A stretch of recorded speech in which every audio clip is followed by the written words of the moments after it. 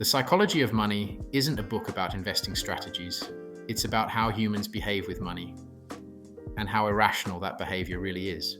Morgan Housel's core idea is simple. Doing well with money has less to do with how smart you are and more to do with how you behave. You don't need to master spreadsheets, you need to master yourself. Housel explains that most financial decisions aren't made in Excel. They're made at dinner tables, in fear, in hope, and often in total ignorance. Wealth is what you don't see. We live in a culture obsessed with displays of wealth, cars, clothes, holidays, but Housel flips that. He says real wealth is invisible.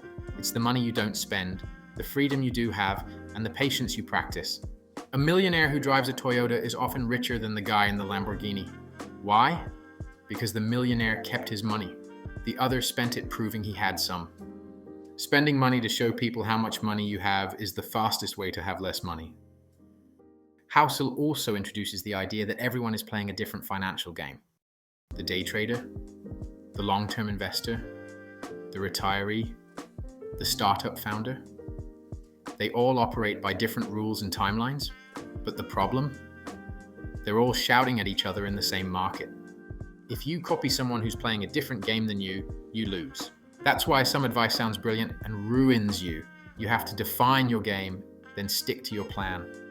You'll never be happy if you're chasing someone else's scoreboard. Another powerful concept, compounding, not just with money, but with behavior. Housel points out that Warren Buffett made 99% of his wealth after his 50th birthday, not because of his strategy, but because he started investing at age 10 and never stopped. Time matters more than brilliance. It's the same with discipline, with reputation, with trust. Compound interest doesn't just grow your bank account, it grows your life. The most powerful force in finance isn't intelligence, it's time. Housel also challenges the idea of being consistently rational. He argues that no one makes purely logical decisions. Most of us act based on our experiences, upbringing, trauma, and fear, then justify it later with data. So the goal isn't perfection, it's self-awareness. You need to know your biases and build systems to protect yourself from yourself. That's where saving comes in, not as a strategy, but as a cushion for the unknown. Saving is the gap between your ego and your income. Final thoughts. The Psychology of Money doesn't give you a playbook. It gives you perspective. It teaches that financial success isn't about beating the market.